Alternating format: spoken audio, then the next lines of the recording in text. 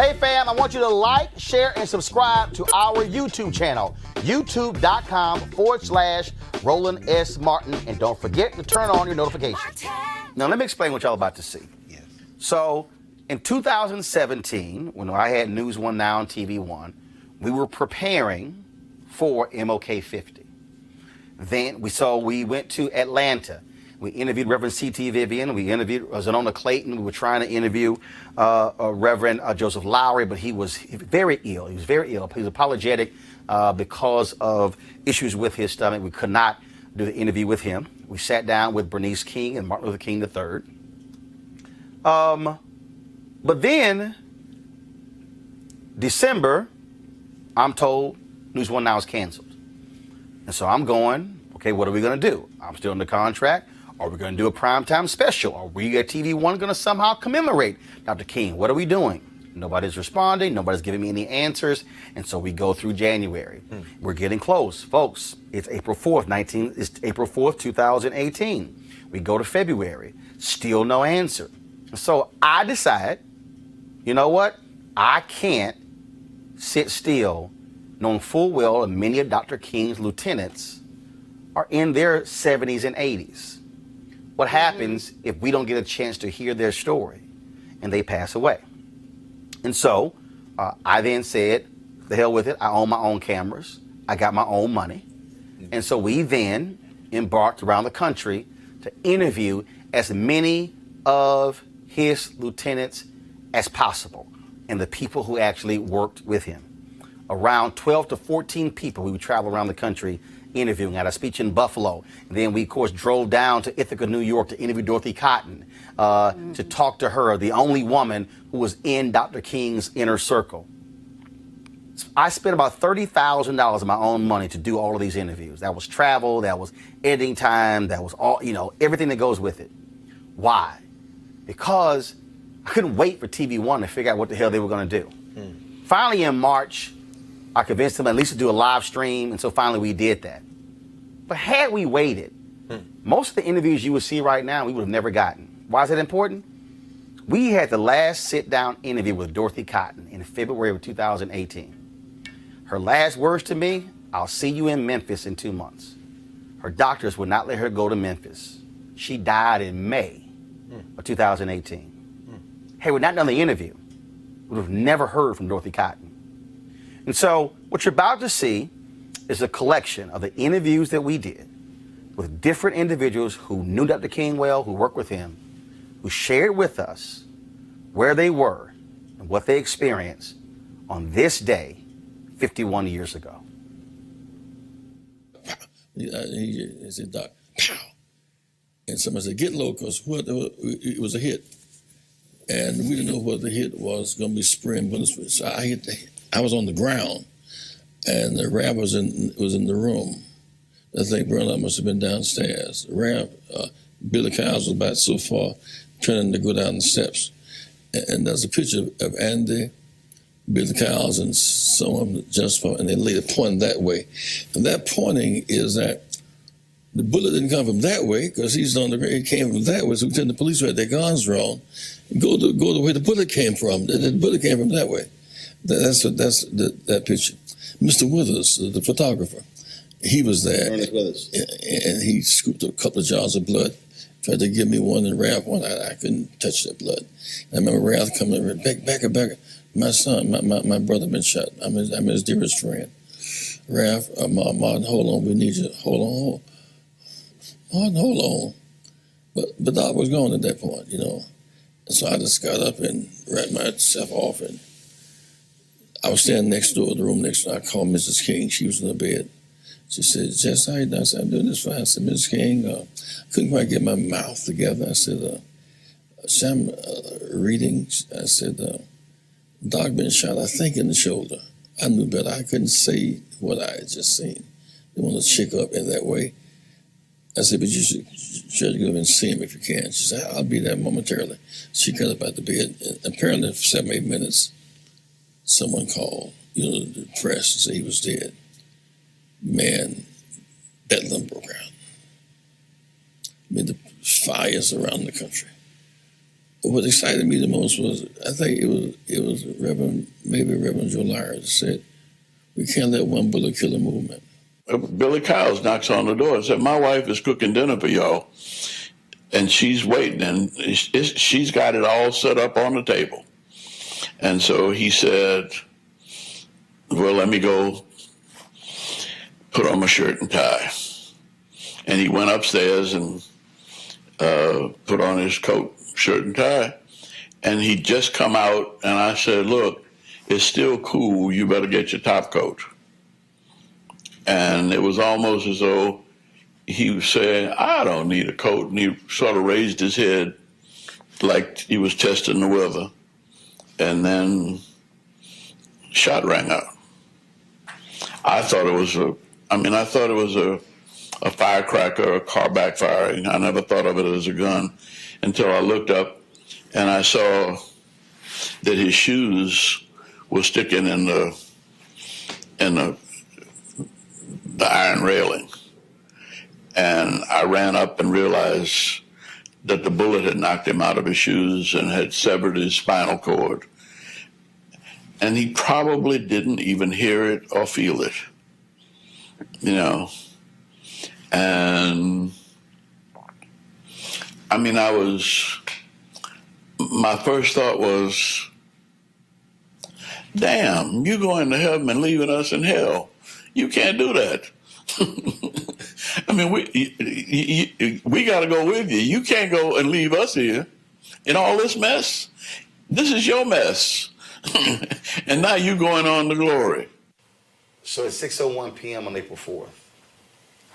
Where are you? I don't know. 6:01 p.m. on April 4th, 1968. Oh, you mean when Martin was shot? Were you in Chicago? Yeah. No. Yeah, I was. When he was shot. Yeah. Yeah, I was, and I was when I was coming back to our apartment, and they kept saying on the radio, Martin King is shot, and then finally they said he is dead. I was in Indianapolis, Indiana, campaigning with Robert Kennedy, working toward his nomination, the Democratic nomination for president. And when I heard that Dr. King had been shot, I didn't know his condition. When Robert Kennedy came to speak, he said, we have some sad news tonight that Martin Luther King Jr.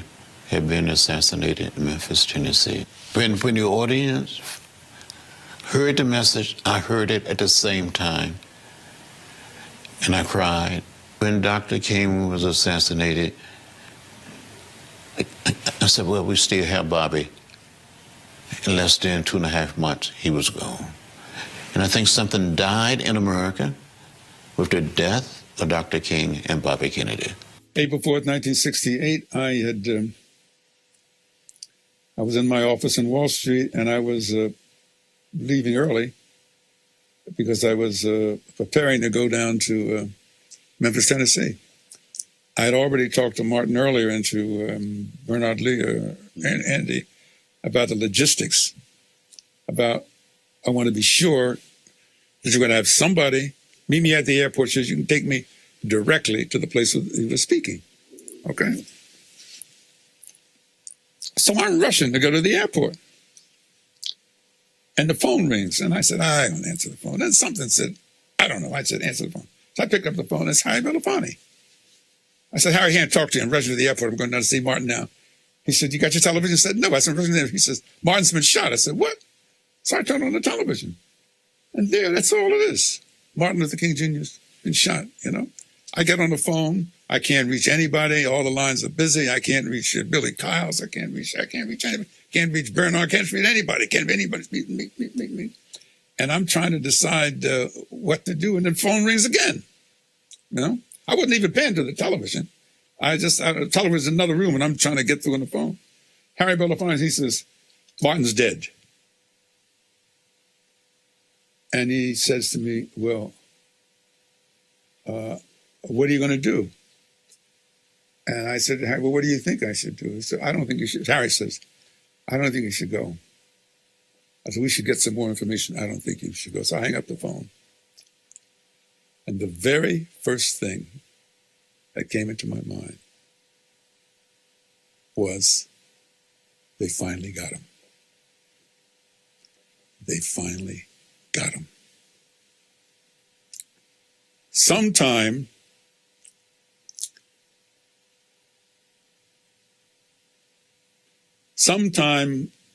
I'll bookend it. Sometime between April 4th, 1967 and April 4th, 1968, I had come to the conclusion that it was not a question of whether Martin King would be assassinated. It was only when. 6:01 p.m., April 4th. Shots ring out. How do you find out? I was having dinner with the Grand Dragon of the Ku Klux Klan. And the maitre d' knew my relationship with the Kings, and she came over to the table and gave me a note. Well, we were talking. I was busy talking, and she said, did you hear about Dr. King? And I just folded up the note and kept talking. She thought that was odd. She came back a second and she said, I hate to interrupt your meal. She said, but I just heard on the radio he'd been shot. Well, that didn't bother me either because I'd been in his presence before when it was reported. We were in Los Angeles once. They reported that he had been shot. And we were in there getting ready for a nice, comfortable evening and a meal. Well, not just he and I, but, several of us were. Again, we had a big laugh about it. That they said, I think the guy had 8 sticks of dynamite and said, I think I got him, We saw it on TV. So I didn't think anything about it. I just talked to him earlier that day, and, so he was all right then. And I said, well, maybe I'd better go to the phone. I went to the telephone, and their private lines were busy. And that's unusual, all the lines would be busy. And I said to my guest, I think I'd better go over there. So I then drove over. And as I was getting to her driveway, she was backing out. The mayor was there and the police. They were taking her to the airport. And she said, I've been trying. She left the window down, but it was raining. She said, I've been trying to reach you. I've got to go to Memphis, said. And she had a housekeeping staff, but she knew I had a special relationship with the children. She said, will you check on the children for me? I don't know what's going to happen. Because, see, when they called her, they didn't tell her he was killed. They told her he'd been shot and injured. So when you're driving up, you still think it's not true. Right. But then when you turn that corner and then you see police and the mayor, that's when it hits you. Just something. Okay, something happened. Something did happen. Mm-hmm. And so you pull up, she rolls the window down, but she doesn't know that he's gone. That's right. She didn't know it. And it wasn't until she got to the airport that she got the call and I think the mayor got the call that he is gone. And so Martin's secretary was there at the airport to join her. And they went to the ladies' room, and that's when she got the real official word. And then she came back home. Mm-hmm. None of us, of course, knew that the next day would be the assassination. Martin King always talked about the fact that he would be shot down in the streets of the nation in the midst of this campaign. He started talking to us about that actually with the assassination of John F. Kennedy in November 63. Were it not for a promise you made to your wife, you probably would have been on that balcony. Well, who knows? But y'all were meeting, y'all have all those different. Well, as a family, we try to eat dinner together each night. So. And you told me, you said, I'll be home by 6. That's right. We agreed 6 o'clock dinner, and so I was on my way home. I was in the kitchen with Dorothy when we heard the news over a television set that Dr. King had been shot. At 6:01. Now I just left him, not too long before that.